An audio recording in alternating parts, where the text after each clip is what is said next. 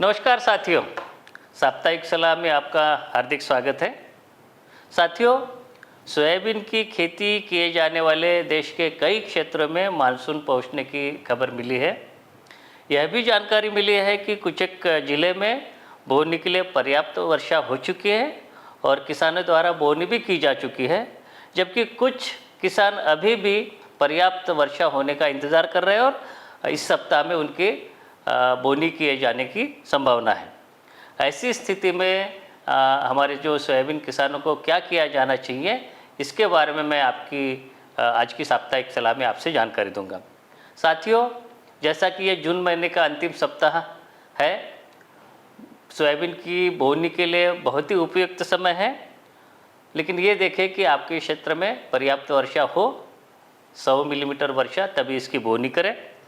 दूसरी बात, जब आप बोनी करते हैं एक ही वैरायटी के ऊपर निर्भर ना रहें, अपने क्षेत्र के लिए या जलवायु के अनुकूल 3-4 किस्मों की खेती करें। तीसरी बात, जो भी आप बोनी के लिए बीज उपयोग में लेंगे उसका गुणवत्ता आप जांच लें। 70% अंकुरण क्षमता यदि है तो आपका बीज अच्छा है और उसी के आधार पर आप बीज दर निर्धारित करें। साथियों, पिछले कुछ वर्षों से जो विपरीत मौसम के कारण फसल में नुकसान हो रहा है और उस स्थिति को ध्यान में रखते हुए यह सलाह है कि जहाँ तक संभव हो, यदि आपके पास मशीनें उपलब्ध है, बीबीएफ पद्धति या रीच फरो पद्धति से बोनी करें। और यदि ये मशीनें आपके पास उपलब्ध नहीं है तो बोनी के बाद में आप एक सप्ताह के अंदर देसी हल चला के नाली निकालने की व्यवस्था कर सकते हैं, उससे भी आपको फ़ायदा मिलेगा। अगली बात, बोनी के समय पे हमें सोयाबीन के बीज को उपचारित करना चाहिए फफूंदनाशक से, कीटनाशक से और राइजोबियम पीएसबी कल्चर से, जो कि इसका क्रम बना हुआ है, जिसको कि हम एफआईआर कहते हैं। तो इसके लिए जो अनुशंसित फफूंदनाशक जो है, जो कि इस समय पे स्क्रीन पे दिए जा रहे हैं, एक नया फफूंदनाशक पूर्व मिश्रित आया है इस साल, एजोक्सोस्ट्रोबिन प्लस थायोपिनॉट मिथाइल प्लस पायरोक्लोस्ट्रोबिन, ये 3 प्रकार के रसायन एक साथ मिले हैं, इसका आप ले सकते हैं। या दूसरा जो फफूंदनाशक है पेनफ्लूप्लेन प्लस ट्राइफॉक्सिस्टोबिन, ये अनुशंसित मात्रा इसकी दी जा चुकी है। इसके अलावा जो पॉपुलर जो फफूंदनाशक है थायरम, कार्बेंडिज़म या कार्बोक्सिन, उसकी भी मात्रा आप ले सकते हैं।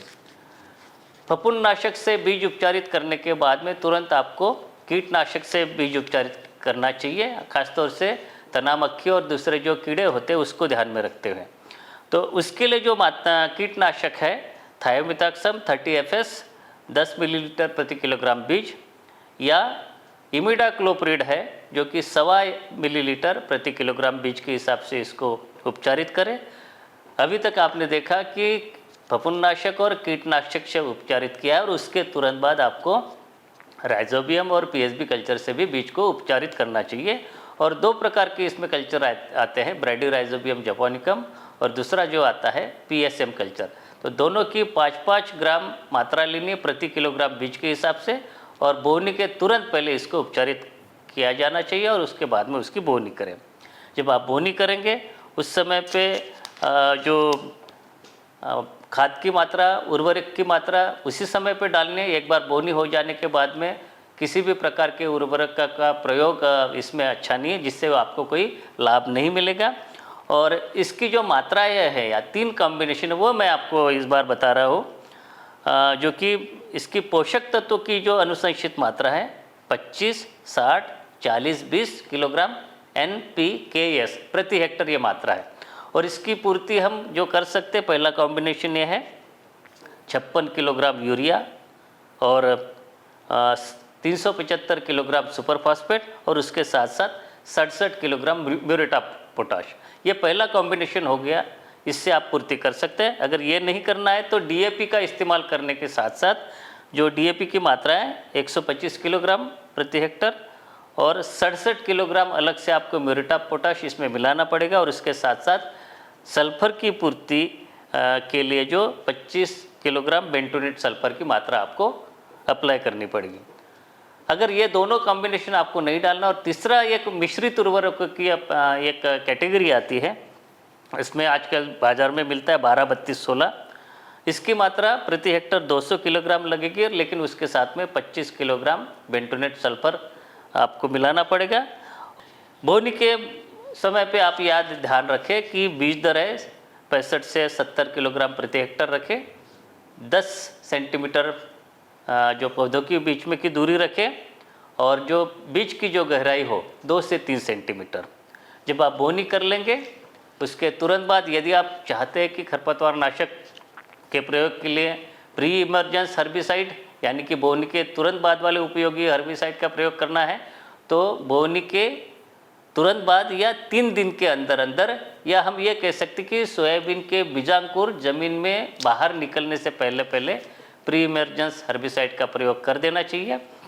और इसकी जो लिस्ट है अनुशंसित हर्बिसाइड की सूची इस समय पे आपके स्क्रीन पे दी जा रही है। आपको ये करना है कि इनमें से कोई भी एक ले और प्रयोग करते समय ये ध्यान में रखें कि पानी की मात्रा बहुत अच्छी से ले।